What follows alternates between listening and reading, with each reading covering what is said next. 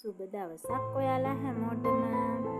අදත් ආදරයෙන් පිළිගන්නවා මගේ channel එකට. අදත් මම ඔයාලට ගෙනාවේ රසට සුවඳට පාටට පොලොස් උයන විදිහ. එක එක්කෙනා එක විදිහට පොලොස් උයනවා. මේ මම පොලොස් උයන විදිහ. අපි කැමති මේ විදිහට පොලොස් උයලා කන්න.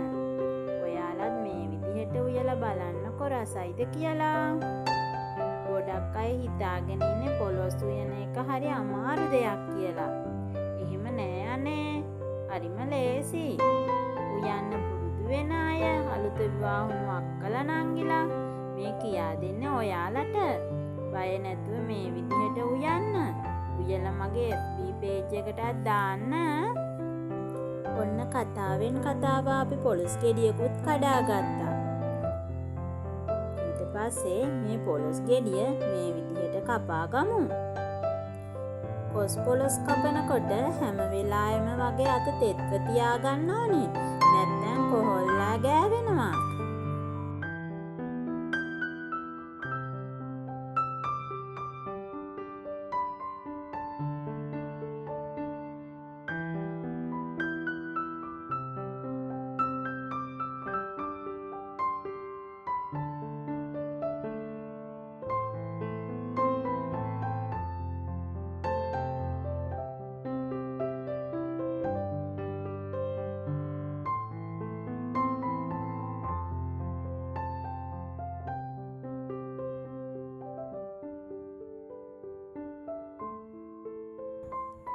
කපාගත්ත පොලොස් ටිකට කහ ටිකක් දාලා කලවම් කරගන්න. එතකොට කහට පිපෙන්නේ නැහැ. ඊට පස්සේ පොලොස් එකට අවශ්‍ය ලූණු ටික, සුදු ලූණු ටික, මිරිස් ටික කපා ගමු. අද මං උයන්නේ දරලිපේ මැටි ඇතිලියක. පොලොස් කියන්නේ ගොඩක් වෙලා තැම්බෙන්න තියන්න ඕන දෙයක් නේ. ගොඩක් වෙලා තැම්බුනහම තමයි පොලොස් රස.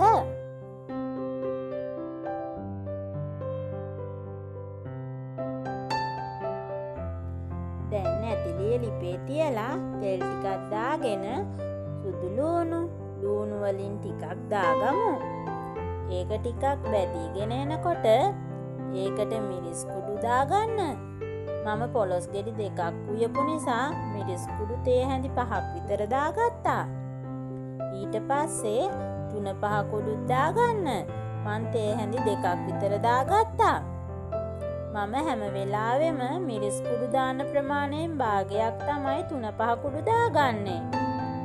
දැන් මේකට රම්පේ, කුරුඳු පොතු, බොරගබික් 4-5ක් දාගන්න.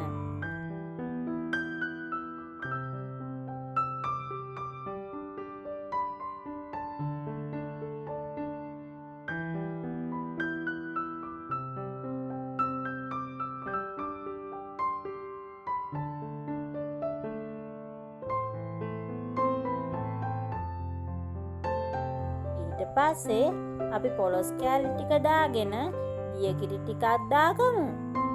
මං පොල් ගෙඩි 2ක් විතර ගත්තා පොඩි පොල් වලින්.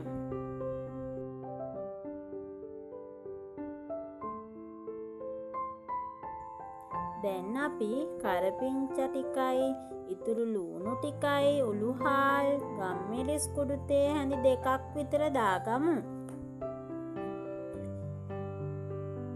අවසානයට ලුණු අවශ්‍ය පදමට දාගෙන පොලොස් එක ටිකක් හැඳි ගාලා දියකිරි ටික හිඳෙනකන් වහලා තියාගන්න.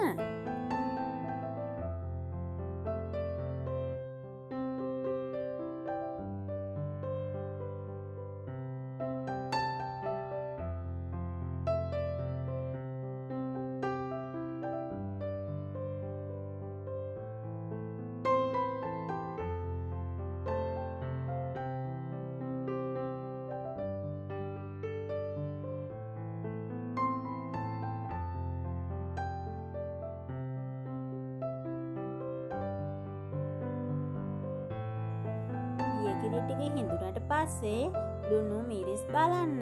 මදි නම් මේ වෙලාවේ ඒවා අවශ්‍ය ප්‍රමාණයට එකතු කරගන්න. අවසානයේ මිටිකිරි ටික දාගෙන උයා ගන්න.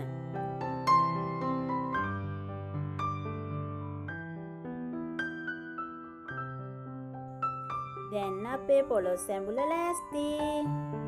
බලන්නකො පාට සුවඳත් ඒ වගේමයි.